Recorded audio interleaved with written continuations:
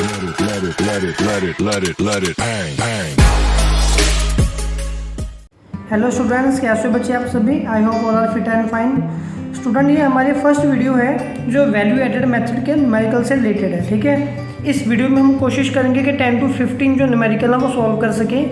अगर आपने एक फ्लो में ये सारे न्यूमेरिकल सॉल्व करने सीख लिए ना, तो वापस आप इस मेथड में कभी भी कोई मिस्टेक नहीं करोगे, ये इतना मेरा प्रॉमिस है। ठीक है, लेकिन वीडियो शुरू करने से पहले मैं अपनी पहले वाली बात वापस रिपीट कर देता हूँ कि ये जो इनकम मेथड है ना, मतलब ये जो नेशनल इनकम को सॉल्व करने के लिए न्यूमेरिकल है, ये आपको एक ही टीचर को फॉलो करना पड़ेगा, या तो अपने स्कूल के टीचर को, या फिर आप मुझे फॉलो कर लो, या फिर आप अपने किसी और टीचर को फॉलो कर लो।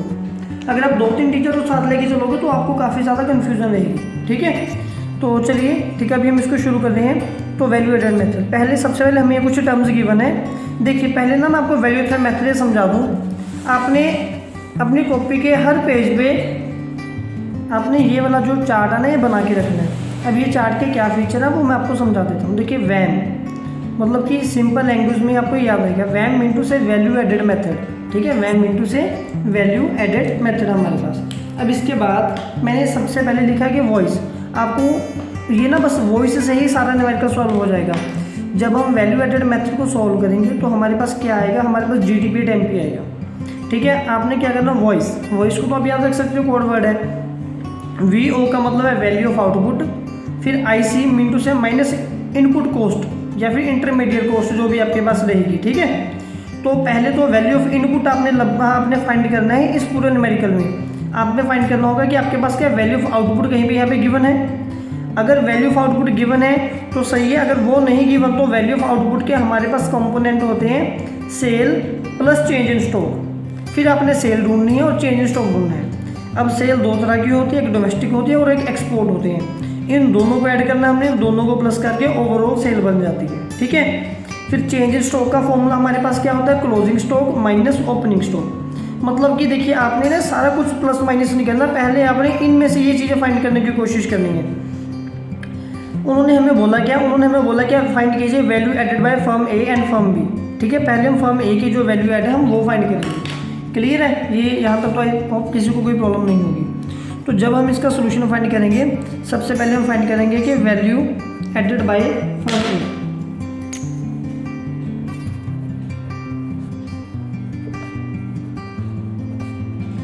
Bye firm A। देखिए, ये किस चीज़ का फॉर्मूला होता है, ये वैल्यू एडेड का ही फॉर्मूला होता है। ठीक है, तो वैल्यू एडेड को फाइंड करने के लिए हमें value of output minus intermediate cost करना पड़ेगा। अभी वैल्यू ऑफ आउटपुट पहले हमारे पास कहाँ पे, यहाँ पे कहीं पे वैल्यू ऑफ आउटपुट नहीं लिखा हुआ, तो इसके कंपोनेंट्स लिखे होंगे सेल प्लस चेंज स्टॉक। अब सेल ढूंढिए कहाँ पे है। देखिए, पहले तो मैं किसकी बात कर रहा हूँ, बाय फर्म A की बात कर रहा हूँ। ठीक है ना, पहले मैं बात करूँगा जस्ट फर्म A की। इसके लिए देखिए, सबसे पहले तो सेल बाय फर्म A, तो पहले आपने ये सेल वाले टॉपिक को कंप्लीट करना। अब ये तो नहीं मिला ना, फिर इसको ढूंढिए। अब सेल डोमेस्टिक और एक्सपोर्ट है। पहले तो हमें सेल बाय फर्म A मिल गया, हम इसको प्लस करेंगे A के लिए, इसको मैं यहाँ पे प्लस लिख देता हूँ इस साइड पे। ठीक है, फिर दूसरे नंबर पे हमें क्या चाहिए, purchase from firm B bye firm A। Firm A ने B से जो सामान परचेज किया, अभी परचेजिंग की बात नहीं करनी, अभी हमने पहले सेल को कंप्लीट करना है। ठीक है, तो थर्ड पे आइए, आ गया हमारे पास purchase from firm A by firm B। मतलब कि फर्म B ने जो सामान खरीदा है A से, मतलब कि A ने वो सेल किया होगा, लेकिन वो तो हमने पहले ओवरऑल सेल में यहाँ पे काउंट कर लिया। ठीक है, इसलिए अभी हम इसको वापस से काउंट यहाँ पे नहीं करेंगे, क्योंकि आपको याद होगा मैंने यहाँ पे आपको बताया भी था कि जो सेल हम लोग हाउस होल्ड को करते हैं, किसी फर्म को करते हैं या गवर्नमेंट को सेल करते हैं, वो हमारी डोमेस्टिक सेल ही तो होती है। ठीक है, तो इसीलिए ये सेल में ऑलरेडी हमारे ऊपर आ चुका है। हमने फर्म A को जो सामान सेल कर दिया ना, वो यहाँ पे हमारा कुछ लगभग यहाँ पे आ चुका है। ठीक है, जो फर्म A ने यहाँ पे सेल किया। अभी फोर्थ पे आएंगे, फोर्थ पे सेल बाय फर्म B है। अभी फर्म B तो बात ही नहीं हो रही, B के बारे में कुछ लेना देना नहीं है। अच्छा, फिर क्लोजिंग स्टॉक वाला तो सेकंड ऑप्शन हमारा आ गया, ओपनिंग क्लोजिंग ओपनिंग इनडायरेक्ट। तो फिलहाल हमारे पास इतनी इन्फॉर्मेशन थी सेल के लिए। ठीक है, तो इसीलिए यहाँ पे पहले मैं लिखूँगा हमारे पास जो फॉर्मूला क्या होता है, वैल्यू ऑफ आउटपुट था ना, तो वो फॉर्मूले के लिए पहले मेरे पास यहाँ पे आ गया सेल। ठीक है, और सेल मेरे पास यहाँ पे कितनी आ जाएगी, सेल्स आ गई, यहाँ पे हमने प्लस किया 100। ठीक है। फिर आगे माइनस करना है हमें, ठीक है। अच्छा, sale plus change in stock भी तो अभी बाकी है, अभी तो जस्ट हमने सेल फाइंड किया, तो चेंज इन स्टॉक इसका फॉर्मूला होता है closing stock minus opening stock. तो क्लोजिंग कहाँ पे रहा, फर्म ए का ये रहा +20, बल्कि प्लस चेंज इन स्टॉक हम यहाँ पे लिखेंगे, ठीक है। मिनटू से +20, ये हमारा यहाँ पे प्लस होगा 20 वाला, और माइनस क्या होगा हमारा ओपनिंग स्टॉक बाय फर्म ए, और ये माइनस होगा -25, ठीक है। इसको हमने यहाँ पे कर दिया माइनस। तो फिलहाल ये हमारे पास क्या आ गया, ये पूरे को सॉल्व करके हमारे पास आ गया वैल्यू ऑफ आउटपुट, ठीक है। अभी हमें क्या चाहिए, अभी हमें चाहिए इंटरमीडिएट कॉस्ट या इनपुट कॉस्ट चाहिए, ठीक है। अब उसके लिए देखिए, उसके लिए हमें टर्म्स को माइनस करना है। अभी इंटरमीडिएट कॉस्ट कौन सी है, जो आप लोगों ने परचेजिंग किया या जो आप लोगों ने अपनी तरफ से खर्चा किया वो हमारी इनपुट कॉस्ट होती है। तो इसके लिए सबसे पहले तो मेरे तो थोड़ा सा माइंड में ये है, आई होप आपके दिमाग में भी होगा कि फर्स्ट तो हमारा सॉल्व हो चुका है, ठीक है। अभी देखिए, purchase from firm B by firm A, firm A ने जो सामान बी से खरीदा, मतलब कि यहाँ पे ए ने कुछ खर्चा किया होगा, तो ये हमारी इनपुट कॉस्ट होगी, ठीक है। इसको हम यहाँ पे माइनस करेंगे। यहाँ पे मैं लिखूँगा परचेज फ्रॉम फर्म बी, ठीक है, जो हमने फर्म बी से सामान खरीदा है। हमने कितने का सामान खरीदा, वो 40 का परचेज़ किए हैं। इसके बिना लगभग कहीं पे भी और कोई भी हमारे पास इनपुट कॉस्ट नहीं है, तो बस इनको हम कैलकुलेट करेंगे। 100 में से 20 के 80, ठीक है, और ये बनेगा हमारे पास 100 और 20 पहले प्लस होगा 120, और ये हमारे पास बनेगा -65। दोनों को माइनस करके हमारे पास है 55, ठीक है। ये लैख में था डेटा, तो 55 रुपीज़ लैख में हमारे पास जो आंसर आ जाएगा। ये फिलहाल अभी हमने क्या फाइंड किया, जस्ट हमने value added by firm A find की है। अभी सिमिलरली हमने value added by firm B find करना है, ठीक है। उसके लिए थोड़ा हम यहाँ पे नीचे आएंगे, वैल्यू एडेड यहाँ पे लिखेंगे बाय फर्म बी हम, ठीक है जी। अब बी के लिए यहाँ पे थोड़ा सा मैं शॉर्टकट करूँगा। सेम वैसे ही पहले आप लोगों ने क्या ढूंढना है, हम लोग पहले देखेंगे कि sale plus change in stock कहाँ पे है, क्योंकि यहाँ पे वैल्यू ऑफ आउटपुट तो डायरेक्ट कहीं पे भी नहीं लिखा हुआ है ना, ये हमने पहले चेक कर लिया। तो अभी फिर हमें क्या चाहिए, sale plus change in stock. तो देखिए सेल हमारे पास यहाँ पे कहाँ पे लिखी होगी, पहले तो सेल बाय फर्म बी एक हमारे पास ये है, इसको मैं इस साइड पे प्लस करूँगा, ठीक है। तो ये हमारे पास आ गया 200 पहले से।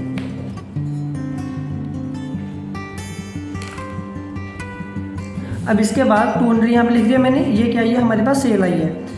अच्छा, अब सेल के बिना कहीं पे एक्सपोर्ट है, यहाँ कहीं पे हमारे पास एक्सपोर्ट भी लगभग कहीं पे गिवन नहीं था। इसके बिना फिर हम आगे देखेंगे change in stock. Firm B के लिए चेंज इन स्टॉक कहाँ पे है, देखिए closing stock of firm B and opening stock of firm B, इसको हम करेंगे प्लस और इसको हम यहाँ पे करेंगे माइनस, मतलब कि ये होगा हमारे प्लस +35 -45। ये पूरे को सॉल्व करके हमारे पास वैल्यू ऑफ आउटपुट आ गया। क्या आ गया, वैल्यू ऑफ आउटपुट आ गया। अभी हमें चाहिए माइनस इंटरमीडिएट कॉस्ट। इसका फॉर्मूला आप यहाँ पे लिख भी सकते हो कि हमें वैल्यू ऑफ आउटपुट चाहिए थी, ठीक है, माइनस इनपुट कॉस्ट चाहिए थी, ठीक है ना। बस यहाँ पे फिर लिख के ये थोड़ा सा आपका नॉर्मल वैसे चल जाएगा। अभी क्या हुआ हमारे पास, जस्ट हमने सेल फाइंड किया, मतलब कि sale plus change in stock find कर दिया। माइनस क्या करना बाकी है अभी हमारे पास, हमने माइनस करना है यहाँ से इंटरमीडिएट कॉस्ट, इनपुट कॉस्ट। तो इनपुट कॉस्ट यहाँ से ढूंढनी पड़ेगी कि वो हमारे पास कितनी आ रही है, वो देखिए वो यहाँ पे रही कि purchase from firm A by firm B, बल्कि फर्म बी ने जो फर्म ए से सामान खरीदा है इसको हम यहाँ पे माइनस करेंगे, ठीक है। तो ये हमारे पास माइनस होगी 60 रुपीज़, इसको यहाँ पे मैं माइनस करूँगा 60 में, ठीक है। और तो यहाँ पे मुझे दिख नहीं रहा कि कहीं पे भी कुछ ऐसा होगा, बाकी सारी टर्म्स काउंट हो चुकी हैं। तो जब हम इन दोनों को कैलकुलेट करेंगे, प्लस वालों को पहले प्लस कर दो, 235 माइनस ये बनेगा 105, ठीक है। तो ये हमारे पास बन जाएगा 130 आ गया, ठीक है। 130 रुपीज़ अगर लैख में है तो लैख लिख देना, जैसे आंसर है वैसे लिख देना। तो इन्होंने हमसे पहले तो यही बात पूछी थी ना कि value added by firm A and firm B कितनी कितनी है।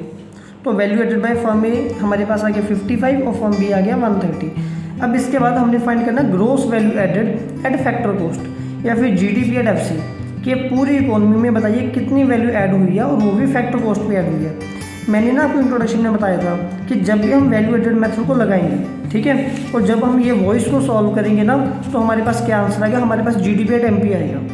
तो फिलहाल अभी हमने पहले फर्म A की सेल निकाल ली, फिर फर्म B की सेल निकाल ली। अब आप ये मान के चलो कि मार्केट में बस ये 2 तरह की फर्म्स हैं, तो टोटल GDP कितनी होगी उस पूरी मार्केट की, है ना, हम पहले वो फाइंड करेंगे।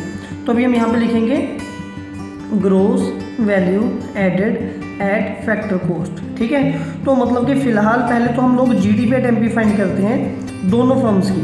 वो कैसे आएगी, वो इन दोनों को प्लस करके आएगी। देखिए दोनों दुकानों की जितनी इनकम है वो पूरे देश की इनकम होगी, क्योंकि अकॉर्डिंग टू क्वेश्चन पूरे देश में बस 2 ही फर्म्स हैं, ठीक है ना। इसी तरह यहाँ पे आएगा 55 + 130, तो ये बन गया 185। तो अब ये 185 क्या आ गया, GDP एट MP आ गया। लेकिन हमें GDP एट MP से हमें GDP एट FC पे जाना है, मतलब कि GVA एट FC पे जाना है। तो बाकी तो सेम है, मतलब कि अभी हम MP पे खड़े होते हैं, हमें MP से FC पे जाना है। देखिए बाकी ये तीनों चीज़ों तो सेम है, GDP और GVA तो सेम ही होता है ना, यहाँ पे भी लिखा हुआ है कि ग्रोस वैल्यू एडेड या फिर GDP, तो ये तो सेम चीज़ है। बस अभी हमें FC पे जाना और हम लोग कहाँ पे खड़े हैं, हम लोग MP पे खड़े हैं। तो इसके लिए मैंने यहाँ पे आपको समझाया था, ठीक है, इस चैप्टर की इंट्रोडक्शन में, कि अगर हम मार्केट प्राइस और फैक्टर कॉस्ट में किस चीज़ का डिफरेंस होता है, ओनली नेट इनडायरेक्ट टैक्सेस का। किस चीज़ का डिफरेंस होता है, ओनली नेट इनडायरेक्ट टैक्सेस का, ठीक है, बस इसी का फर्क होता है।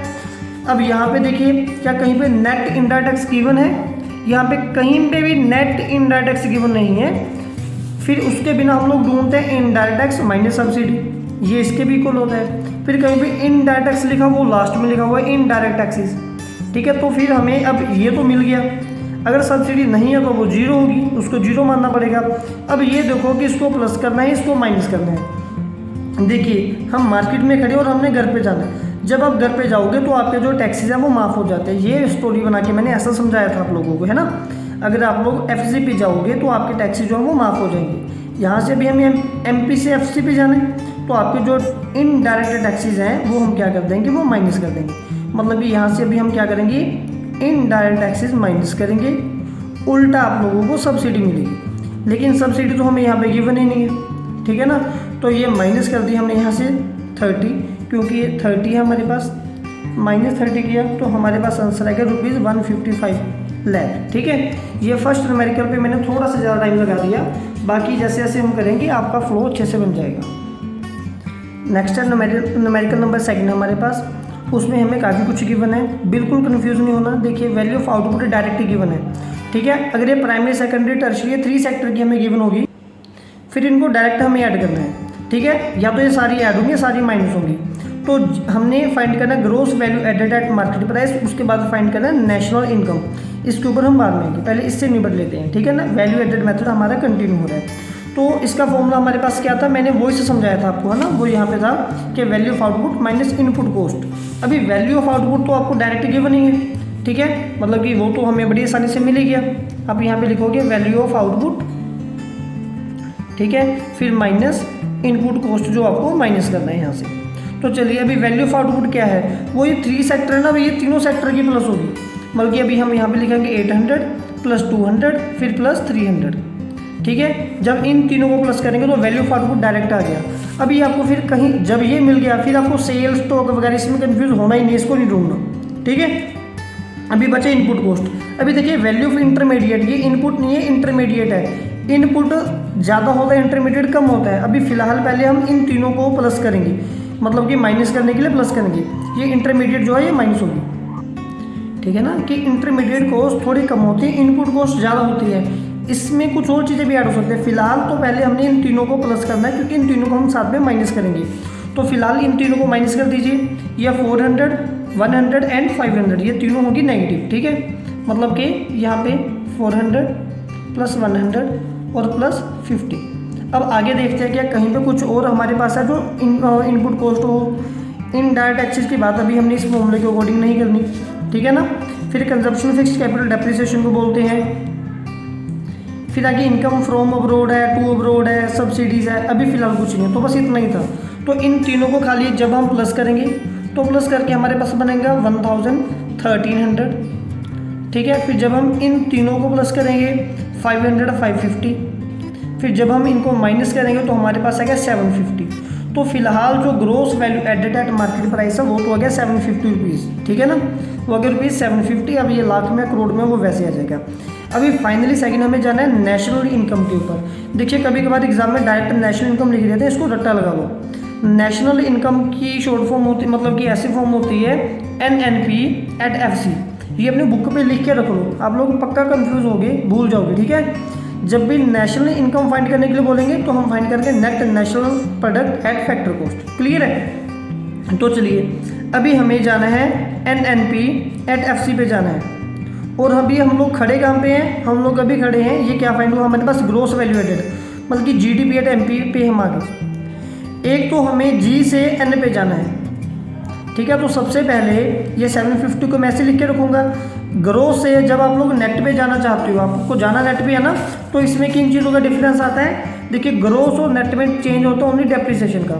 तो जब ग्रोस से हमें नेट की तरफ जाना है तो डेप्रिसिएशन क्या होती है? माइनस होती है।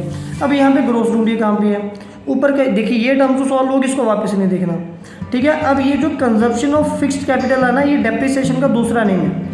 मैंने आपको बताया था जब इस चैप्टर की हमने थ्योरी की थी, उस टाइम पे बोला था कि किसका नेम है दूसरा, ये दूसरा नेम है हमारे पास डेप्रिसिएशन का। तो डेप्रिसिएशन 80 मिली हमें, पहले हम इसको माइनस करेंगे, ठीक है ना। तो मतलब कि मैं इसको ना नीचे लिख देता हूँ, फिर हम जब हम NNP एट FC पे जाना चाहते हैं, पहले हम GDP एट MP से माइनस करेंगे, डेप्रिसिएशन ही लिख दो शॉर्ट में, ठीक है, इससे हमारा थोड़ा टाइम बच जाएगा। फिर अच्छा इसके बाद आप डोमेस्टिक पे खड़े हो और हमें जाना है नेशनल इनकम पे जाना है, ठीक है। इसमें ना किस चीज़ का फ़र्क होता है, इसमें जो चेंज आता है यहाँ पे, मुझे यहाँ पे लिखना चाहिए कि नेट इनकम फ्रॉम अब्रोड, यहाँ पे नेट वर्ड भी यूज़ करना चाहिए, ठीक है। अभी नेट इनकम फ्रॉम अब्रोड क्या होती है कि जो पैसे हमने विदेशों में हमने भेजे हैं, जो हमें मिले हैं उसमें से जो आए हैं उनको माइनस करना, ठीक है। मतलब कि फ्रॉम माइनस टू, नेट का मतलब क्या होगा, आप शॉर्टकट में लिख लो कि फ्रॉम -2। जब अब नेशनल और डोमेस्टिक में किस चीज़ का फ़र्क होता है, just only income from, net income from abroad का। अभी नेट इनकम फ्रॉम अब्रोड कैसे फाइंड होगी, जो फ्रॉम है इनकम उसको प्लस करो, जो टू है उसको माइनस करो, ठीक है जी। तो अब इसके लिए देखते हैं इनकम फ्रॉम अब्रोड, ठीक है ना। आप डोमेस्टिक से नेशनल पे जाना चाहते हो तो इसको तो हम करेंगे प्लस, ठीक है, इसको हम करेंगे प्लस, ठीक है। और जो रेस्ट ऑफ द वर्ल्ड है, जो 2 हमने पे की है, जो हमने, ठीक है, जो फ्रॉम अब्रोड और जो -2 अब्रोड, इन दोनों को माइनस करके हमारे पास इनकम फ्रॉम अब्रोड आ जाएगी। हम जाना कहाँ पे चाहते हैं, हम लोगों को डोमेस्टिक से जाना है, ठीक है, हम लोग को डोमेस्टिक से नेशनल पे जाना है। तो वहाँ पे क्या होती है, इनकम प्लस होती है, तो बाहर मुझे यहाँ पे प्लस का साइन लगाना पड़ेगा। तो चलिए ठीक है, ये भी सॉल्व हो गया। अब मैं मार्केट प्राइस पे खड़ा हूँ, मार्केट प्राइस से मुझे कहाँ पे जाना है, फैक्टर कॉस्ट पे जाना है। तो मार्केट और फैक्टर कॉस्ट में क्या डिफरेंस होता है, नेट इनडायरेक्ट टैक्सेस का, वो हमें गिवन नहीं है। तो फिर एक चेंज होता है इनडायरेक्ट टैक्स माइनस सब्सिडी का। तो इनडायरेक्ट टैक्स भी गिवन और सब्सिडी भी गिवन है। जब हम लोग घर जाएंगे, फैक्टर कॉस्ट पे जाएंगे ना, तो मतलब कि हमारे जो इनडायरेक्ट टैक्सेस है वो क्या होंगे, वो हमारे माइनस होंगे। यहाँ पे मैं लिखूंगा माइनस इनडायरेक्ट टैक्सेस, फिर सब्सिडी हमारी क्या होगी, वो प्लस होगी, ठीक है। चलिए अभी हम इसको सिंपली सॉल्व करते हैं। अभी तो मैं फॉर्मूले लिख रहा हूँ, आगे हम फॉर्मूले लिखना छोड़ देंगे, डायरेक्ट इसको सॉल्व करना शुरू करेंगे। तो चलिए देखिए, सबसे GDP एट MP हमारे पास है 750 माइनस डेप्रिसिएशन हम बोलते हैं कंजप्शन ऑफ फिक्स्ड कैपिटल, तो इसको हमने करना है माइनस, तो -80 कर दिया। फिर आगे हम अभी नेट पे आ गए, तो अभी नेशनल पे जाना है। नेशनल पे जाने के लिए इनकम फ्रॉम अब्रोड हम क्या करेंगे, मतलब कि प्लस करेंगे। इनकम फ्रॉम अब्रोड कहाँ पे है, वो ये रेस्ट ऑफ द वर्ल्ड, इसको हम प्लस करेंगे। जो 2 अब्रोड है उसको हम लोग माइनस करेंगे, 20 यहाँ पे माइनस कर दिया। फिर अभी हम यहाँ पे भी आगे हमें जाना है फैक्टर कॉस्ट पे। फैक्टर कॉस्ट तक जाने के लिए हमें जो इनडायरेक्ट टैक्सेस है वो माइनस करने पड़ेंगे। कहाँ पे रही हमारे पास इनडायरेक्ट टैक्सेस को हम यहाँ पे क्या करेंगे, माइनस करेंगे, -50। और जो हमारे पास सब्सिडी उसको हम प्लस करेंगे, उसको यहाँ पे प्लस कर दिए, ठीक है जी।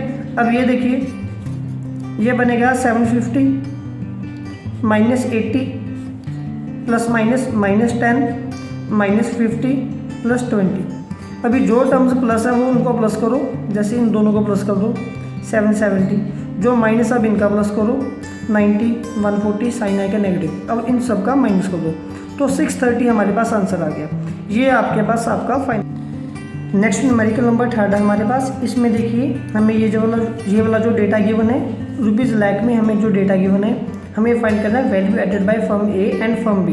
पहले मैं बात करूँगा फर्म ए की, ठीक है। सबसे पहले हम यहाँ पे फाइंड करेंगे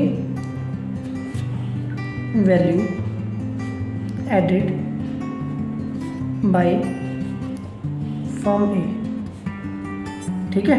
तो फर्म ए की जब हमने यहाँ से वैल्यू ऐड करनी है तो उसके तो पहले हमने वही वाला जो हमारा टेबल है उसी को फॉलो करना है कि हमें वैल्यू ऑफ आउटपुट चाहिए और हमें इनपुट कॉस्ट चाहिए। अभी देखते हैं यहाँ पे वैल्यू आउटपुट में क्या होता है, या तो सेल, पहले यहाँ कहीं पे सेल ढूंढिए। देखिए मुझे ना यहाँ पे ये जो पहले तो क्लोजिंग ओपनिंग तो स्टॉक वाला पोर्शन है, इसको तो छोड़ो। फिर यहाँ पे सेल बाय फर्म ए मिल गया। जब यहाँ पे सेल बाय फर्म ए लिखा हुआ ना, अब ये फर्म ए में ये नहीं बताएगा कि इसने किसको सेल किया है, इसने सेल किया तो मतलब कि ऑल ओवर सेल है इसकी। तो मतलब कि अब इस सेल में ना ये डोमेस्टिक और एक्सपोर्ट दोनों ही वापस से आ गए। अब दोनों को अलग अलग ढूंढने की ज़रूरत नहीं है। अगर लिखा होता है कि sale by firm A to any household, to any government और टू एनी अदर फर्म, फिर हम एक्सपोर्ट को भी ऐड करते। जब इन्होंने ओवरऑल सेल बोल दिया तो सेल मतलब ये दोनों इसमें ऑलरेडी इंक्लूडेड हैं। तो सबसे पहले तो एक जो हमें सेल चाहिए वो तो हमें मिल गई 350। अब मेरे अकॉर्डिंग हमें बस सेल ढूंढ ली, अब वापस ये एक्सपोर्ट नहीं ढूंढना चाहिए। जैसे यहाँ पे ना लास्ट में यहाँ पे हमें एक्सपोर्ट गिवन है, अब इसको इग्नोर कर दो, इसको देखना नहीं है, ये हमारे काम का नहीं है क्योंकि ये ऑलरेडी हमारे पास जो है ये इंक्लूडेड होगा। वैसे भी ये फर्म बी ने एक्सपोर्ट की है, हम तो फिलहाल अभी एक ही बात कर रहे हैं, ठीक है। चलिए अब हम आगे आएंगे। फिर अभी हमें चेंज स्टॉक चाहिए, तो चेंज स्टॉक हमारा कहाँ पे है, वो यहाँ पे ना स्टार्टिंग में क्लोजिंग स्टॉक मतलब कि ये है 40 और ओपनिंग स्टॉक कितना हमारे पास, ओपनिंग स्टॉक है हमारे पास 10, ठीक है। तो मेरे अकॉर्डिंग तो ये हमारे पास सेल आ गई और ये हमारे पास चेंज स्टॉक आ गया। ये वाला टॉपिक तो हमारा खत्म हो गया वैल्यू ऑफ आउटपुट का, ठीक है। अभी हमें इनपुट कॉस्ट चाहिए। अभी इनपुट कॉस्ट देखेंगे वो कहाँ पे है। इनपुट कॉस्ट के लिए ये तो स्टॉक वाले हमारे मतलब कि इनको तो छोड़ दो, जो जो टर्म्स हमने ऐड कर ली इसको भी ऐड कर लिया और इसको माइनस कर दिया, ठीक है। फिर इसके नीचे आएंगे purchase by firm A from firm B. Firm A ने जो सामान परचेज किया है फर्म बी से, मतलब कि ए ने यहाँ पे कुछ खर्चा किया होगा तो ये हमारा माइनस होगा। 150 हम यहाँ से माइनस करेंगे, ठीक है जी। अब इसके बाद यहाँ पे ये जो 150 माइनस के इसको नेगेटिव लगा दो। कुछ और परचेज बाय फर्म बी, ये तो फर्म बी की बात हो रही है ना, firm purchase by firm B from firm A, firm B की बात है, फर्म बी की बात है। Import of raw material by firm A, firm A ने जो सामान रॉ मटेरियल इंपोर्ट करवाया तो ये भी तो इसका मतलब कि हिस्सा ही इनपुट कॉस्ट का। जो वैल्यू पॉजिटिव है उनको पहले प्लस कर लो 390, अब इनको बाद में कर लो 160 220। जब हम इनको माइनस करेंगे तो हमारे पास आंसर आएगा यहाँ पे 170 रुपीज़ लाख में, ठीक है, क्योंकि ये जो डेटा हमें लैक्स में गिवन है। तो चलिए अभी वैल्यू एडेड बाय फर्म में तो हमें मिल गई 170 लाख। अभी हमने जाना है फर्म बी के ऊपर। सेकेंड क्वेश्चन पे यहाँ पे मैं लिखूँगा value added by firm B. Exam में ना बस आपने ये वाला पहली चार्ट बना के दे देना उनको, उसके बाद ये नंबर ऐसे सिंपल लिख देना, ठीक है। तो जब भी हम फर्म बी की बात करेंगे पहले फर्म बी की सेल देखिए वो कहाँ पे है। जैसे फर्म ए की सेल डायरेक्ट हमें मिल गई थी, अभी हम देखेंगे सेल बाय फर्म बी। अब मैंने पहले ही ऊपर ऑलरेडी एक्सप्लेन कर दिया कि ये ओवरऑल सेल है, ठीक है। अब इसमें डोमेस्टिक एक्सपोर्ट का कोई सीन नहीं है। तो सबसे पहले तो सेल हमारे पास फर्म बी की कितनी आएगी, यहाँ पे 300 आ गई। फर्म बी में इस साइड सॉल्व कर देता हूँ 300, फिर प्लस चेंज इन स्टॉक वो यहाँ पे रहा। क्लोजिंग स्टॉक हमारे पास प्लस होता है, जो ओपनिंग स्टॉक है वो माइनस होता है, बल्कि प्लस 20 माइनस 10। तो अभी फ़िलहाल हमारा जो वैल्यू ऑफ आउटपुट वो कंप्लीट हो गया। अभी इनपुट कॉस्ट जो हमने सामान परचेज किया है, मतलब कि पहले तो परचेज बाय फर्म बी ने जो सामान परचेज किया फर्म ए से, ये माइनस होगा 100, ठीक है। अब ये सारी टर्म्स काउंट हो चुकी हैं, ये भी काउंट, ये भी काउंट, ये भी काउंट, 2 बची। इंपोर्ट ऑफ रॉ मटेरियल ये तो हमने ऊपर पहले ही काउंट कर लिया ना, माइनस ये भी हो चुका है। अच्छा अब यहाँ पे है एक्सपोर्ट बाय फर्म बी, इसको काउंट ही नहीं करना, मैंने बार बार एक्सप्लेन कर दिया।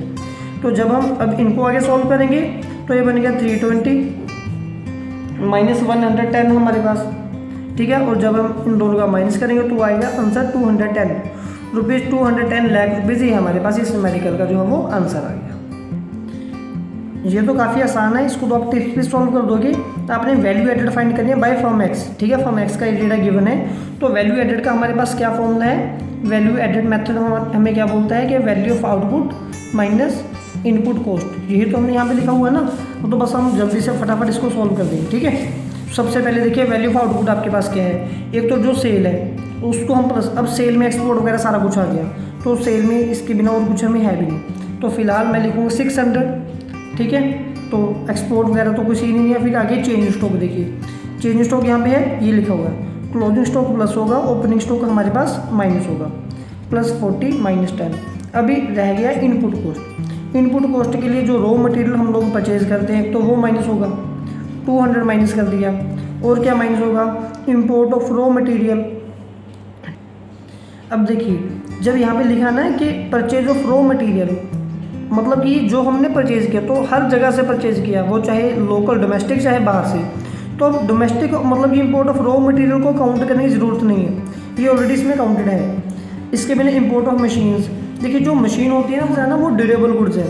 अब जो ड्यूरेबल गुड्स हमारे पास आ जाती हैं तो ड्यूरेबल गुड्स की एक प्रॉब्लम रहती है हमारे पास कि इसको हम काफ़ी लंबे टाइम तक यूज़ कर सकते हैं, तो at the end of time मतलब कि इनकी जो प्रोडक्शन कॉस्ट है, इनपुट कॉस्ट है, वो 0 बन जाती है, तो इसीलिए हम इनको काउंट नहीं करते, ठीक है। तो इसको भी हमें यहाँ पे इग्नोर करना पड़ेगा। फिर बाकी तो कुछ बचा ही नहीं। क्या आंसर आएगा हमारे पास, 640 - 210। जब हम आगे इन दोनों का माइनस करेंगे तो 0, 3, 4, 430 रुपीज़। अगर लैख में है तो लैख में, करोड़ में तो करोड़ में ही हमारे पास आंसर आ जाएगा। नेक्स्ट न्यूमेरिकल नंबर 5 है, फ्रॉम द गिवन डेटा हमें ये सारी चीज़ें फाइंड करनी है। सबसे पहले हम फाइंड करेंगे वैल्यू ऑफ आउटपुट, ठीक है, एट मार्केट प्राइस। अभी value of output at market price, देखिए मार्केट प्राइस को तो छोड़ ही दो, क्योंकि वैल्यू एडेड मेथड में सारा कुछ ऑलरेडी पहले से मार्केट प्राइस होता है। हमें वैल्यू ऑफ आउटपुट फाइंड करना है। वैल्यू ऑफ आउटपुट मीनू से हमें sale plus change stock find करना है, जस्ट ओनली, इनपुट कॉस्ट अभी फाइंड नहीं करना। तो देखिए सेल हमारे पास कहाँ पे है, वो ये रहा 800, प्लस चेंज स्टॉक हमारे पास कहाँ पे है, वो ये रहा 100। इन दोनों को जस्ट हम यहाँ पे प्लस करेंगे, sale plus change in stock, ये हमारे पास बन जाएगा ₹900। तो ये तो लगभग हमारे पास पहले का तो आंसर आ गई है, ठीक है। ये करोड़ में है तो करोड़ में इसका आंसर आ जाएगा, लाख में है तो लाख में आंसर आ जाएगा। सेकंड नंबर में हमें फाइंड करना है ग्रोस वैल्यू एडेड, ठीक है, gross value added at market price. जब अभी हम यहाँ पे ग्रोस वैल्यू एडेड मेथड पे जाएंगे, ठीक है, जब हमने ग्रोस वैल्यू एडेड पे जाना है तो ये जो पूरे का पूरा डेटा होता है इसको हम बोलते हैं ग्रोस वैल्यू एडेड। इस मेथड को हम क्या बोलते हैं, ग्रोस वैल्यू एडेड। जब ये हम पूरे वॉइस को फाइंड कर लेते हैं तो वॉइस का फॉर्मूला वैल्यू फिर आउटपुट माइनस इनपुट कॉस्ट है, तो आउटपुट कॉस्ट तो हमने ऑलरेडी फाइंड कर रखा है, तो ये 900 फिर से फाइंड करने की जरूरत नहीं है, जस्ट यहाँ से इनपुट कॉस्ट को माइनस करना है। तो परचेज ऑफ इंटरमीडिएट कॉस्ट इन्होंने डायरेक्ट हमें यहाँ पे दे रखा है, तो इसको माइनस कर दो 200 को, ये माइनस होगा हमारा, तो ये बनेगा ₹700, ठीक है जी। चलिए ये भी फाइंड हो गया। अभी हम आगे जाएंगे थर्ड पार्ट के ऊपर। थर्ड पार्ट में हमें फाइंड करना है net value added at market price, मतलब कि अभी हमें net value added at market price पे जाना है। देखिए आपने अभी तो ग्रोस वैल्यू एडेड फाइंड किया है ना, gross value added at market price हमने जस्ट अभी फाइंड किया है, तो इसमें ज़्यादा होता है और इसमें कम होता है। अभी ग्रोस से हमें नेट पे जाना है, ठीक है। जब हम ग्रोस से नेट पे जाना चाहेंगे तो हमें क्या माइनस करना पड़ेगा, ग्रोस से नेट पे जाना है तो हमें डेप्रिसिएशन माइनस करनी पड़ेगी, ठीक है। तो पहले तो मैं यहाँ से डेप्रिसिएशन ड्यूटी कहाँ पे है, कंजम्पशन ऑफ फिक्स्ड कैपिटल, मतलब कि -50 यहाँ से माइनस करूँगा, मतलब कि 700 से ₹50 माइनस करूँगा। चलिए अभी मैं ग्रोस से नेट पे तो आ गया कि वैल्यू एडेड मार्केट सारा सेम है, मतलब कि ₹650 आ गया। अब बचा मेरे पास फोर्थ पार्ट में मुझे क्या फाइंड करना है, net value added at factor cost. Net value added at factor cost पे मुझे जाना है, और मैं कहाँ पे खड़ा हूँ, मैं खड़ा हूँ net value added at market price पे खड़ा हूँ, ठीक है। अभी हम यहीं पे तो थे, तो यहाँ से क्या कम करना पड़ेगा हमें, net indirect taxes. Net indirect taxes कहीं पे नहीं है, तो आपको इनडायरेक्ट टैक्स माइनस सब्सिडी करोगे तो ये माइनस हो जाएगा। अच्छा आपने एफसी पे जाना है तो इनडायरेक्ट टैक्सेस आपके कम होंगी, ठीक है, और सब्सिडीज आपको मिलेगी, यही हम बोलते हैं ना, ये तो बोलते हैं कि इन दोनों के माइनस को नेट इनडायरेक्ट से बोलते हैं, इसको माइनस करना है। माइनस करना मतलब ये माइनस होगा और ये प्लस होगा। चलिए अब ये तो था 650 -75 + 25, जो प्लस वाले उनको प्लस कर दो, 675 - 75 और ये बनेगा ₹600 हमारे पास। फाइनली ये हमारे पास आ गया इसका आंसर। देखिए अब स्पीड हमारी थोड़ी और तेज़ होगी। हमें gross net product at market price find करना है वैल्यू एडेड मेथड के साथ। तो सबसे पहले वैल्यू एडेड मेथड हमें क्या फाइंड करके देगा, हमें जीडीपी एट एमपी फाइंड करके देगा। तो जस्ट आपने पहले इसी को फाइंड करना है, ठीक है। सबसे पहले हम लोग यहाँ से जीडीपी एट एमपी फाइंड करेंगे। GDP at MP equals to gross domestic product. इसका फॉर्मूला हमारे पास क्या आएगा, value of output sale plus change in stock, ठीक है। सबसे पहले हम लोग यहाँ पे वैल्यू ऑफ आउटपुट फाइंड करेंगे। 1500, 1200, 800 ये हमारे पास डायरेक्ट वैल्यू ऑफ आउटपुट है। मैंने पहले ही बताया था जब ये प्लस होगा, अगर 3 सेक्टर तो तीनों का या तो प्लस हो गया, तीनों का माइनस होगा, तो डायरेक्ट तीनों को प्लस कर देते हैं। 1500 प्लस 1200 और प्लस 800, ठीक है। ये तीनों को हमने डायरेक्ट प्लस कर दिया। फिर ये हमारे पास गिवन है इंटरमीडिएट कॉस्ट। देखिए अब सेल तो यहाँ पे गिवन आ गया, स्टॉक के बारे में यहाँ पे कुछ भी गिवन नहीं है। क्या फाइंड करेंगे यहाँ पे, जस्ट इनपुट कॉस्ट। तो इनपुट कॉस्ट हमें यहाँ पे गिवन है इंटरमीडिएट कंजप्शन, वो भी 3 सेक्टर की, ये तीनों हमारे पास क्या होगी, माइनस होंगी। तो इनको माइनस करेंगे, -600, -800 और -300। अब जिनका प्लस हो रहा है उनको प्लस करो पहले तो 27 और 3500। 3500 में से तीनों माइनस होंगे, पहले तीनों का प्लस करो 14 -1700। तीनों को माइनस करके हमारे पास बनेगा 1800। ये क्या है, जीडीपी एट एमपी। लेकिन हमें ये तो पूछा ही नहीं, हमसे तो उन्होंने जीएनपी पूछा है। तो कोई बात नहीं, अभी हम जीएनपी एट एमपी पे जाएंगे।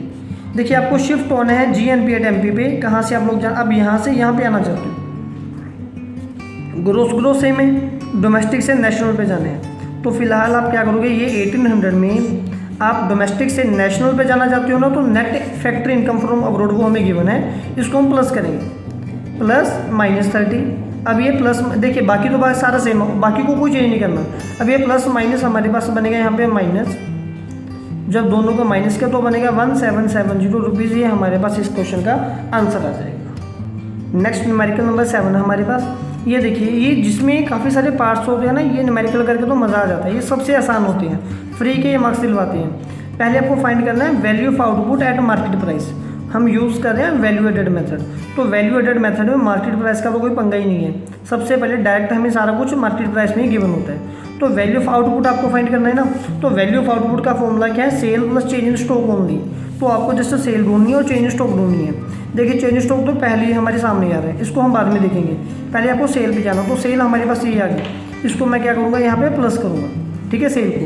तो 1600 फिर प्लस चेंज इन स्टॉक करना है। उसका फॉर्मूला क्लोजिंग माइनस ओपनिंग, मतलब कि 200 माइनस 400 हमने यहाँ से माइनस कर दिया। तो ये हमारे पास बन गया 1600 माइनस 200, फिर ये हमारे पास बनेगा 1400, ठीक है जी। तो ये हमारे पास value of output at market price आ गया। दूसरे नंबर पे हमारे पास ग्रोस वैल्यू एडेड आएगा। जब हमने gross value added at market price find करना है, उसके लिए हम कैसे फाइंड करेंगे। देखिए अभी आप वैल्यू ऑफ आउटपुट पे तो आप हो, तो ग्रोस वैल्यू एडेड मतलब कि इसको हम ग्रोस वैल्यू एडेड ही तो बोलते हैं ना, जीडीपी एट एमपी को ग्रोस वैल्यू एडेड ही बोलते हैं। तो value of output minus input cost करना खाली। तो वैल्यू ऑफ आउटपुट तो हमने पहले से फाइंड कर लिया यहाँ पे, ठीक है, वो पहले से हमें मिल गया। वो कितना है, 1400 है। जस्ट अभी हम यहाँ से इनपुट कॉस्ट माइनस करेंगे। तो इनपुट कॉस्ट देखिए आपके पास यहाँ पे कहाँ पे गिवन है, ये भी आपका मतलब कि ये माइनस हो चुका है और ये प्लस हो चुका है। जो जो टर्म्स हमारी मतलब कि ऐड हो जाती है ना, उनको आप लोग यहाँ से कैंसिल भी कर सकते हो, ताकि वापस हमें कन्फ्यूजन ना मिले। अब ये हो गया, ये हो गया और ये हो गया, ठीक है। इससे हमें ये रहता है कि पता चल जाता है कि कौन कौन सी टर्म्स को भी हमने नहीं लेना। फिर इसके बाद जो भी नेक्स्ट टर्म आगे वाली है हमारे पास, देखते हैं उसमें हमारे पास आ रहा है परचेज ऑफ रॉ मटेरियल। अब इसको भी हम माइनस करेंगे, -300। जब इसको माइनस कर दिया तो इसको भी यहाँ से कट करो, ठीक है जी, ये कट कर दिया हमने यहाँ से।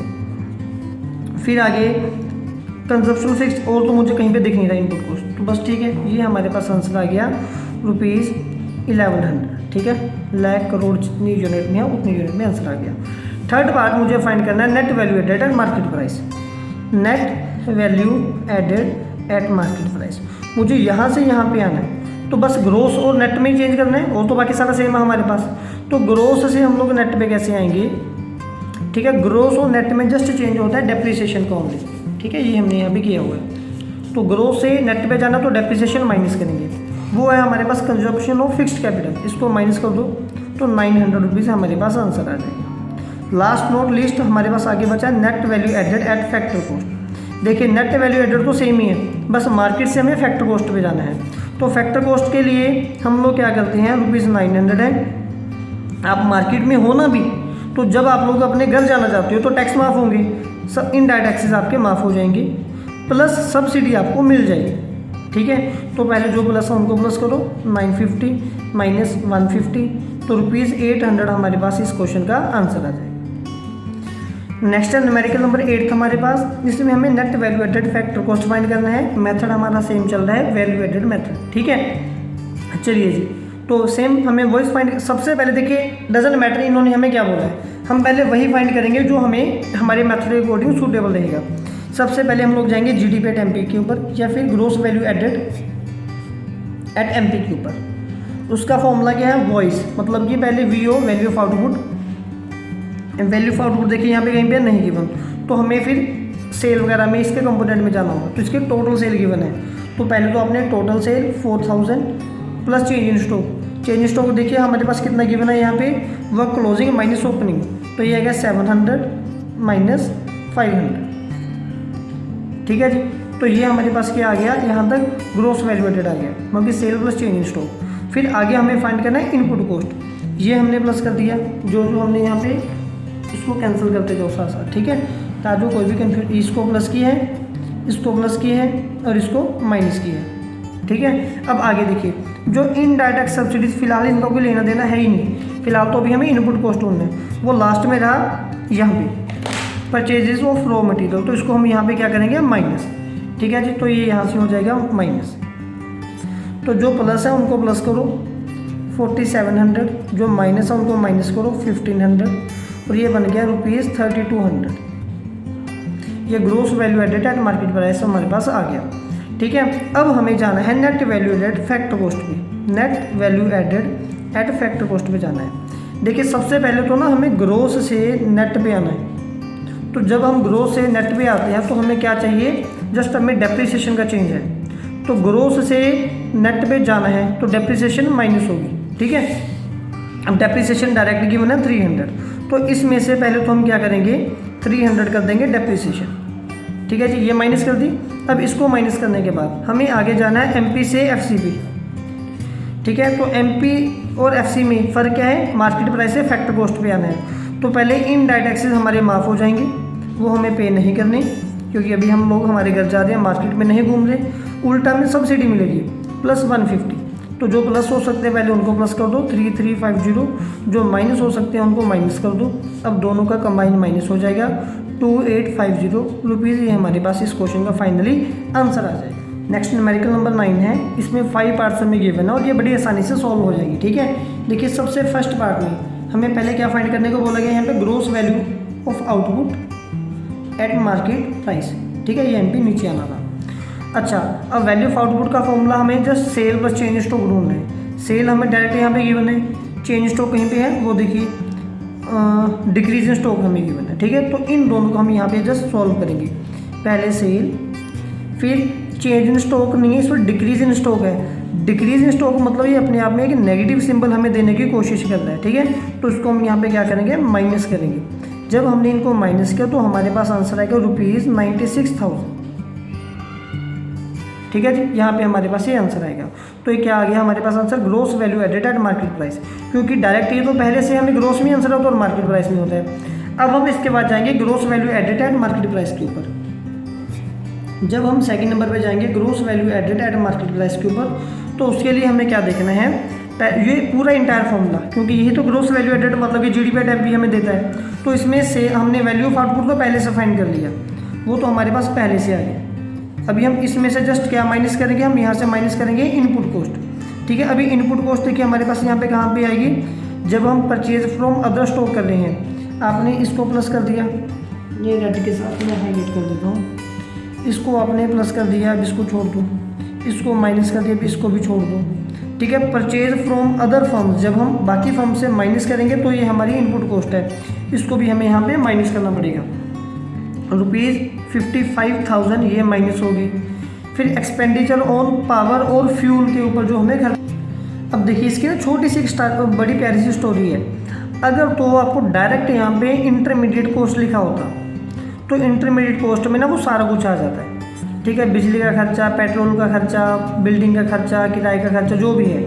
लेकिन अभी यहाँ पे वो नहीं बोला, अभी इन्होंने यहाँ पे बोला purchase of raw material from other firms. बल्कि जो सामान आपने दूसरी फर्म से खरीदा और ये फिर फ्यूल, पावर, इलेक्ट्रिसिटी अलग से खर्चा होता है, तो अब इस बार हमें इसको काउंट करना पड़ेगा। अगर यहाँ पे डायरेक्ट इंटरमीडिएट कॉस्ट होता फिर हमें इसको काउंट नहीं, फिर इसको इग्नोर करना था। फिलहाल अभी इसको भी यहाँ पे माइनस हमें करना पड़ेगा। तो ये हो गया -6000। तो ये चीज़ नहीं सीखने को मिली हमें इस क्वेश्चन में, ठीक है। बाकी तो कुछ भी इसमें यूज़ होने वाला नहीं है। फिलहाल इनको जब हम सॉल्व करेंगे तो हमारे पास बनेगा पहले 96 में से 55 गए तो 41,000, उसमें से 6000 जाएंगे तो ₹35 लगभग। ये हमारे पास इतना जो इसका डेटा है वो आंसर हमारे पास आना करना चाहिए, ठीक है। तो अभी है हमारे पास इसके बाद थर्ड पार्ट। जब हमने थर्ड पार्ट में फिर इन्होंने हमें बोला फाइंड करने के लिए gross value added at factor cost,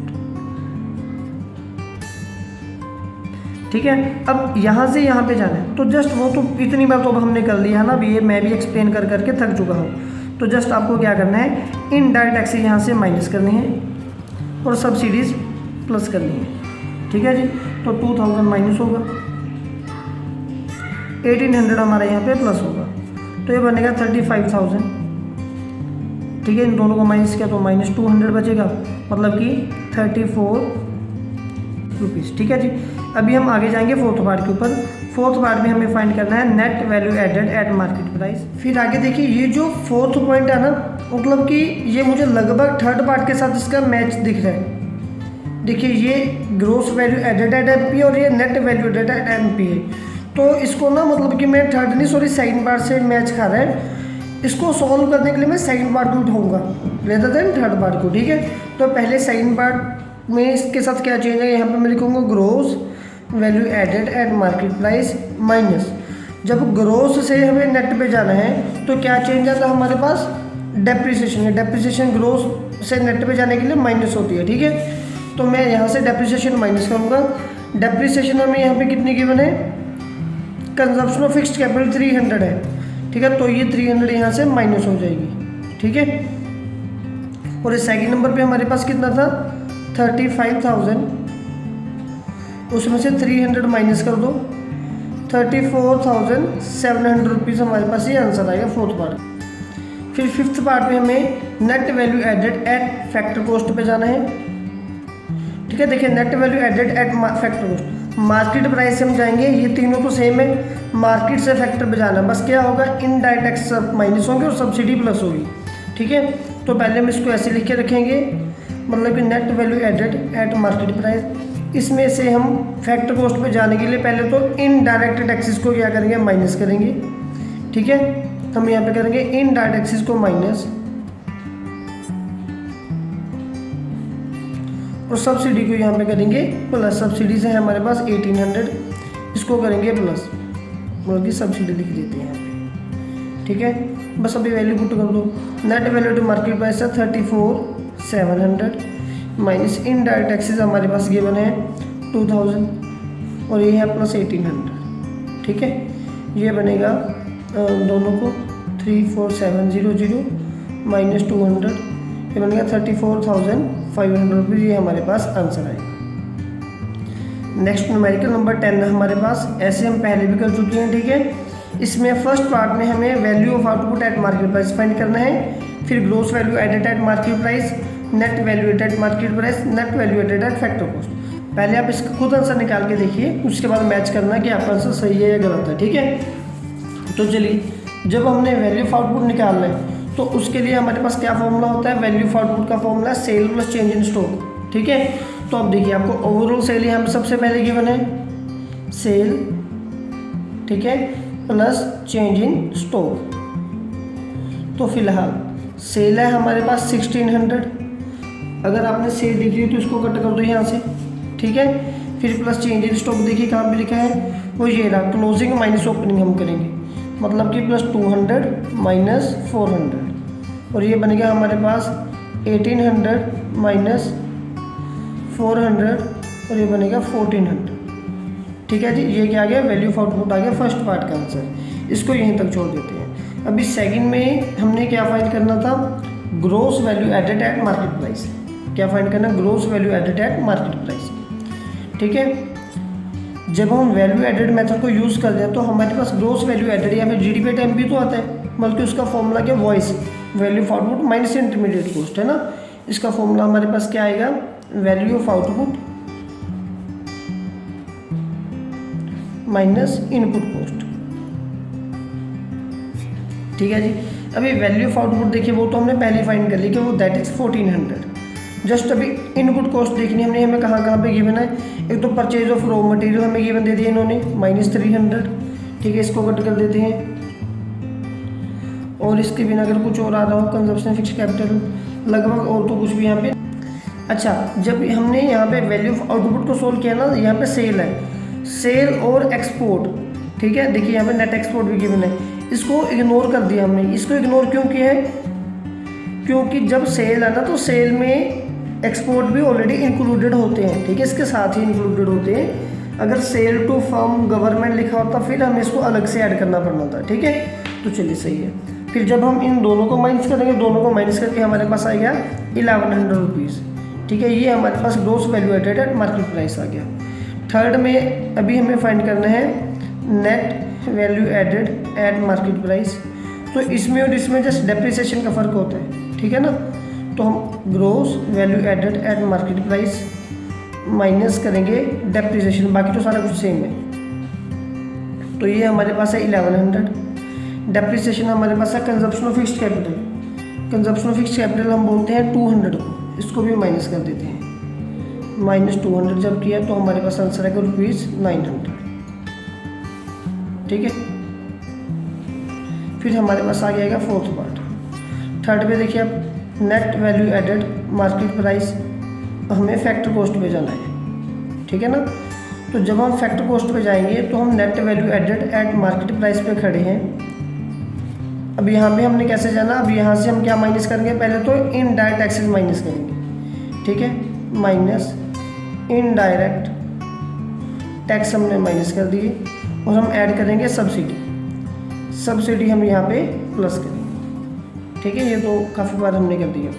अभी 900 माइनस इनडायरेक्ट टैक्सेस हमारे पास कितने हैं, 150, सब्सिडी है 50, मतलब ये -150 प्लस 50।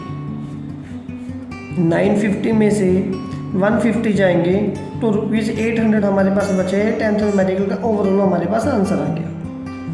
नेक्स्ट न्यूमेरिकल नंबर 11 है हमारे पास। इस न्यूमेरिकल में हमने फाइंड करना है net value added at factor cost. ठीक है, क्योंकि हम पहले GDP एट MP ही फाइंड कर सकते हैं।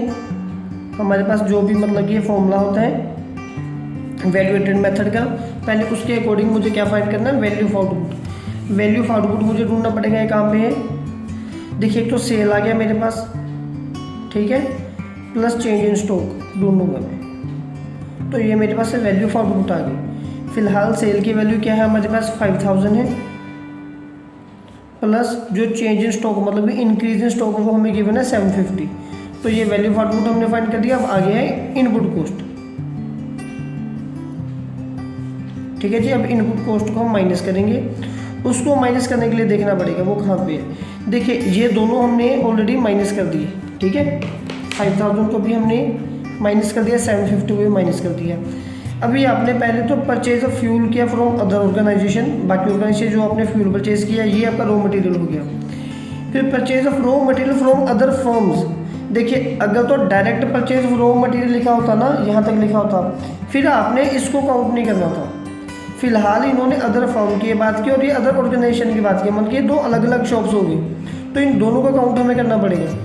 फिर इंपोर्ट ऑफ रॉ मटेरियल, ये हमने बाहर से मंगाई, ये तीसरी दुकान होगी, तो इस बार ये तीनों माइनस होंगे हमारे। ठीक है, ये भी नेगेटिव होगा, ये भी नेगेटिव होगा और ये भी नेगेटिव होगा। अगर यहाँ पे फ्रॉम अदर ऑर्गेनाइजेशन नहीं लिखा होता ना, यहाँ पे just purchase of raw material ही लिखा होता, फिर ये दोनों काउंट नहीं होने थे। इस बार ये अभी तीनों काउंट होंगे, 5000 माइनस 500 माइनस 1000 माइनस 500, ये बनेगा 5750 माइनस 2000, और ये हमारे पास बनेगा 3750 रुपीज़। ये हमारे पास फाइनली आंसर आएगा। अच्छा सॉरी, ये अभी फाइनल आंसर नहीं, ये तो हमारे पास GDP एट MP आया। हमने फाइंड किया करना net value added at factor cost. हमें net value added at factor cost find करना है। GDP मतलब कि अभी हम gross value added at market price पे हम खड़े हैं, तो इसमें काफ़ी कुछ चेंज करना पड़ेगा। पहले तो देखिए आप ग्रोस पे खड़े हो, आपको नेट पे जाना है, मतलब कि आपको ग्रोस से नेट पे आना है। तो डेप्रिसिएशन माइनस होगी आपकी, यहाँ से डेप्रिसिएशन हम लोग माइनस करेंगे। फिर वैल्यू एडेड सेम है, मार्केट प्राइस से हमें जाना है फैक्टर कॉस्ट पे, मतलब कि इनडायरेक्ट टैक्सेस हमारे माइनस होंगे, ठीक है। और हमारी प्लस क्या होगी, यहाँ पे सब्सिडी यहाँ पे प्लस होगी। चलिए ये हमारे पास आएगा 3750 minus depreciation.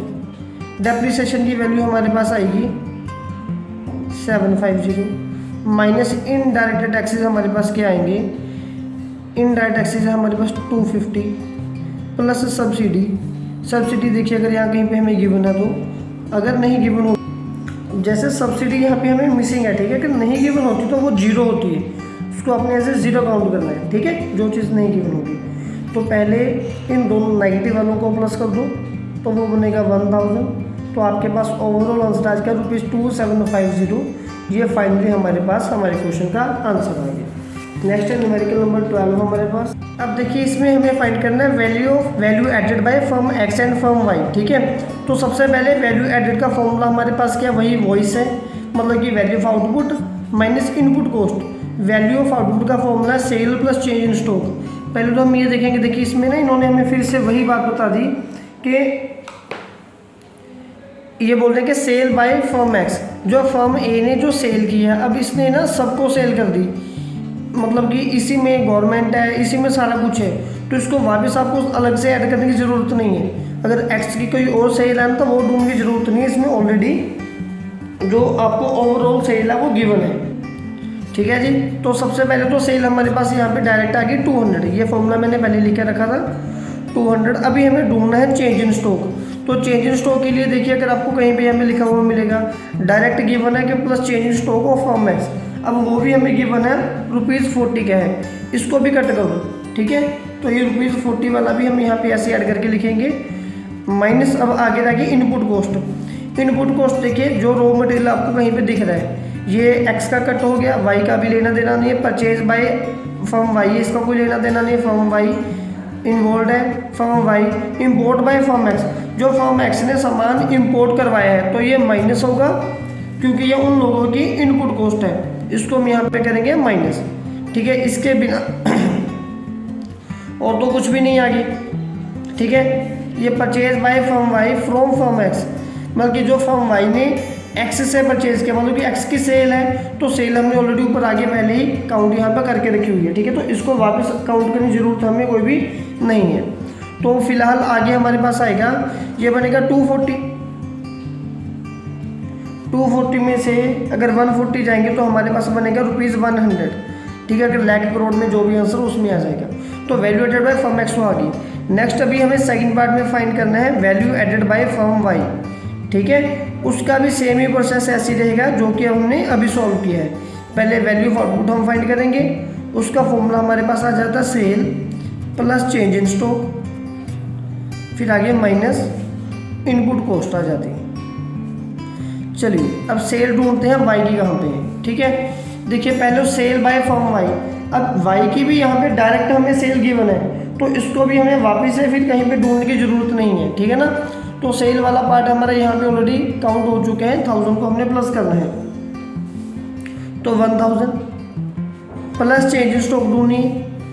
Change in stock Y का हमें यहाँ पे गिवन है, ये भी प्लस कर दो, ठीक है, +20 आ गया हमारे पास। तो फिलहाल हमारा जो वैल्यू ऑफ आउटपुट तो कंप्लीट हो गया, अभी हमें इनपुट कॉस्ट ढूंढनी है, ठीक है। इनपुट कॉस्ट देखिए purchases by household from firm Y, मतलब कि फर्म वाई ने जो भी सामान परचेज किया है हाउस होल्ड वगैरह से, हम वो देखने की कोशिश करेंगे। इसको ना लॉजिकली समझो, purchase by house hold, house hold ने जो सामान वाई से खरीदा, मतलब कि हाउस होल्ड के लोगों ने जो सामान, वाई एक दुकान है, यहाँ से जो सामान खरीदा है, ठीक है ना। तो ये तो हमने ऑलरेडी पढ़ लिया सेल में कि वाई ने कितनी सेल की है, तो इसको तो इग्नोर करना है, इसको वापस से हमने काउंट करना ही नहीं है, ठीक है। अभी आगे एक्सपोर्ट्स। देखिए एक्सपोर्ट जो वाई ने सामान अपने शहर से बाहर भेजा, अपने देश से बाहर भेजा, ये भी तो हमने ऑलरेडी सेल में कवर कर लिया, ठीक है। तो इसको भी वापस से काउंट नहीं करना, इसको भी इग्नोर करेंगे हम। आगे ये तो फिर काउंट हो ही चुके हैं। नेक्स्ट बचा sale by firm Z to firm Y.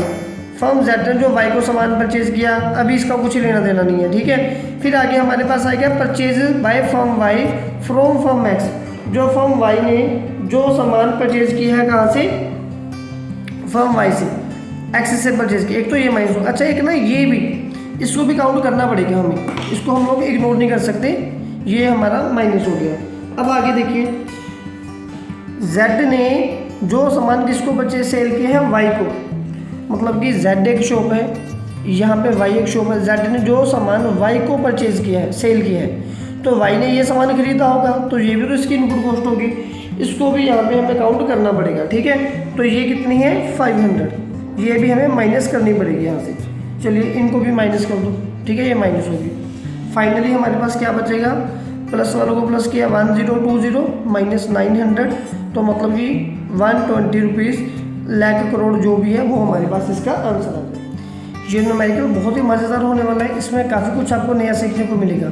Very first part में हमें वैल्यू ऑफ आउटपुट फाइंड करना है, ठीक है। पहले हमें फाइंड करना है वैल्यू ऑफ आउटपुट, ठीक है। तो वैल्यू ऑफ आउटपुट का फॉर्मूला हमारे पास क्या था, sale plus change in stock, ठीक है। इसका बेसिकली हमारे पास फॉर्मूला होता है sale plus change in stock, लेकिन अगर कुछ एक्स्ट्रा टर्म्स आएंगे वो भी थोड़ा सा हमें माइंड में रखनी होगी, ठीक है। देखिए सबसे पहले हमें क्या गिवन है, परचेज ऑफ रॉ मटेरियल, ये तो इनपुट कॉस्ट है, इसको बाद में देखेंगे। Increase in unsold stock, unsold stock होता है आपके पास इन्वेंट्री स्टॉक, इन्वेंट्री स्टॉक आपके पास होता है जो आपका चेंज इन स्टॉक होता है, तो चेंज इन स्टॉक को हम लोगों ने यहाँ पे ऐड करना होता है, ठीक है। तो सबसे पहले हमारे पास ये वाली जो टर्म्स है हम इसको ऐड करेंगे, ठीक है। चेंज इन स्टॉक में ये वाली टर्म हमारे पास प्लस होनी चाहिए, इसको मैं यहाँ पे सर्कल लगा के हाईलाइट कर देता हूँ कि इसको फिलहाल अभी हमने प्लस करना है। फिर इसके बिना आगे हमारे पास import of raw material input cost में जाएगा, ठीक है। डोमेस्टिक सेल, डोमेस्टिक सेल हमारी प्लस होगी। देखिए पहले तो ये 12,000, अब आपको पता होगा कि यहाँ पे डोमेस्टिक सेल गिवन है, मतलब कि जो सामान हमने हमारे देश के अंदर बेचा है, सेल किया, ठीक है। अब अगर एक्सपोर्ट आएंगे तो वो भी प्लस करने पड़ेंगे हमें, ठीक है ना। तो चलिए ठीक है, रिप्लेसमेंट ये नहीं है पावर, एक्सपोर्ट भी आगे तो इसको भी ऐड करना पड़ेगा 2000। फिर इसके बाद इंपोर्ट ऑफ मशीनरी बाद में देखेंगे, वैल्यू एडेड सब्सिडी गुड, अच्छा गुड्स फॉर सेल्फ कंजप्शन, हमने ना प्रिकॉशन में पढ़ा था इस चीज़ को, जो गुड्स आप अपने सेल्फ कंजप्शन के लिए परचेज मतलब कि प्रोडक्शन कर रहे हो उनकी भी कोई ना कोई वैल्यू है। जैसे कि अगर आप खुद के लिए अनाज आपने प्रोडक्शन की है तो कुछ अनाज आपके घर पे भी आएगा, जो आपका खुद का घर है वो भी आपकी वैल्यू में ऐड होता है, तो इसकी भी वैल्यू जो हमें वो ऐड करनी पड़ेगी 100 की, ये भी क्या होगा प्लस होगा। फिलहाल हमारे पास सेल ये 3 फॉर्म में यहाँ पे हमें देखने को मिलेगी, ठीक है जी। कितनी आ गई 1 2 3, कौन कौन सी ली हमने, एक तो इंक्रीज इन अनसोल्ड स्टॉक ले लिया, अच्छा ये रह गया अनसोल्ड स्टॉक हमारा, ये भी तो आएगा, ठीक है। सेल है हमारी वो 3 फॉर्म में आई है, और इसके बाद 4th आ गया चेंज इन स्टॉक। जब अब हम इन चारों को प्लस करेंगे तो हमारे पास देखिए कितना आंसर बनेगा 14,700 रुपीज़, ये हमारे पास फिलहाल फर्स्ट पार्ट का वैल्यू ऑफ आउटपुट का आंसर आ गया। अब सेकंड पार्ट में हमें फाइंड करना है इंटरमीडिएट कंजप्शन, ठीक है जी। तो ये भी काफ़ी आसान है, ठीक है। इंटरमीडिएट कंजप्शन या फिर इनपुट कॉस्ट जो भी है आपके पास वो भी हम उसको फाइंड करेंगे। इंटरमीडिएट कंजप्शन को फाइंड करने के लिए वो देखना पड़ेगा कि कौन कौन से प्रोडक्ट हमें यहाँ पे यूज़ करने पड़े हैं, ठीक है ना। तो उसके लिए सबसे पहले तो हमने यहाँ कहीं पे एक पॉइंट ढूंढा था, देखिए purchase of raw material from domestic product, एक तो ये आएगा हमारा मतलब कि 4000। फिर इसके बिना नेक्स्ट हमारे पास इंपोर्ट ऑफ रॉ मटेरियल, आपने डोमेस्टिक मार्केट यहाँ पे मेंशन है कि देश के अंदर से परचेज किया है। अब जो सामान देश से बाहर हमारी फैक्ट्री तक आ रहा है वो होता है इंपोर्ट, अब ये अलग से ऐड होगा प्लस 1200, ये भी इनपुट कॉस्ट का एक हिस्सा है, ठीक है। फिर इसके बाद डोमेस्टिक सेल हमारी ये भी काउंट हो चुकी है, ये भी काउंट हो चुकी है। रिप्लेसमेंट अभी कोई लेना देना नहीं है। पावर चार्जेस, जो पावर चार्जेस हमारी इलेक्ट्रिसिटी कॉस्ट जो बन के आती है, ठीक है, इनको भी हमें ऐड करना पड़ेगा। ये कितने हैं 200। एक्सपोर्ट हमारी ऑलरेडी काउंट हो चुकी हैं। इसके बाद इंपोर्ट ऑफ मशीनरी, मशीनरी के बारे में ना मैंने आपको पहले भी समझाया था कि जो ये मशीनरी होती है मतलब कि ये ड्यूरेबल गुड है और इसको बार बार हम लोगों ने काउंट नहीं करना, ठीक है। बार बार काउंट क्यों नहीं करना, क्योंकि जो मशीनरी है जो ड्यूरेबल गुड है इसकी प्रोडक्शन लाइफ लॉन्ग टाइम जाती है। तो at the end of 20th year, 10th year, 5th year हमें ये नहीं पता चलता कि हम इसकी कितनी कॉस्ट ऐड करें, ठीक है। तो इसको आपने जस्ट इग्नोर करना है 400 को, फिर आगे और कुछ भी ऐसा गिवन नहीं है। जब हम इनको ऐड करेंगे तो हमारे पास बनेगा ये 5400 लाख करोड़ जो भी है, तो उसमें ये हमारे पास आंसर आ जाएगा। थर्ड पार्ट में हमने फाइंड करना net value added at factor cost. Net value added at factor cost हमें ये फाइंड करना है। फिलहाल जब हम इन दोनों को ऐड करते हैं तो हमारे पास क्या आता है, हमारे पास GDP एट MP आता है, ठीक है। तो इसको सॉल्व करने के लिए ना पहले हम लोग GDP एट MP फाइंड कर लेते हैं, ठीक है। GDP एट MP क्या आएगा, इन दोनों का माइनस करके, मतलब कि 14,700 माइनस 5400 को हम माइनस करेंगे तो हमारे पास ये बनेगा 39300 रुपीज़, ठीक है। अभी हम वापस जाएंगे net value added at factor cost पे GDP एट MP से। तो GDP एट MP से देखिए क्या क्या माइनस करने की ज़रूरत है। एक तो ग्रोस से नेट पे जाना है, तो डेप्रिसिएशन आपकी माइनस होगी। डेप्रिसिएशन देखिए यहाँ पे कहाँ पे, रिप्लेसमेंट ऑफ फिक्स्ड कैपिटल, ये डेप्रिसिएशन का तीसरा नेम है, ठीक है। एक कंजप्शन ऑफ फिक्स्ड कैपिटल होता है, एक रिप्लेसमेंट ऑफ फिक्स्ड कैपिटल भी डेप्रिसिएशन ही होती है। इसको हम यहाँ पे करेंगे माइनस, क्लियर है। तो माइनस डेप्रिसिएशन होगी। फिर आगे हमें जाना है फैक्टर कॉस्ट पे, तो इनडायरेक्ट टैक्सेस हमारे माइनस होंगे यहाँ से, ठीक है। और सब्सिडी हमारी यहाँ पे क्या होगी, प्लस होगी। तो ये हमारे पास बन गया 9300 माइनस डेप्रिसिएशन। डेप्रिसिएशन देखिए हमारे पास यहाँ पे कितनी आ रही है, दैट इज 500। फिर इनडायरेक्ट टैक्सेस हमारे यहाँ पे कितनी आ रही हैं, इनडायरेक्ट टैक्सेस ढूंढने की जरूरत है। तो ये जो वैल्यू एडेड टैक्स है या वैट है, ये इनडायरेक्ट टैक्स ही तो है, ठीक है। इसको डायरेक्ट लिखा नहीं इन्होंने, लेकिन इसके अलग फॉर्म दे दी। ये भी हमारे पास एक इनडायरेक्ट टैक्स ही बन के आता है, तो इसको हम यहाँ से माइनस करेंगे। फिर सब्सिडी हमारे पास यहाँ पे प्लस होगी, ठीक है जी। तो इन दोनों को जब प्लस किया 9600 माइनस 600, तो हमारे पास आ गया 9000 रुपीज़। ये हमारे पास आंसर आ गया।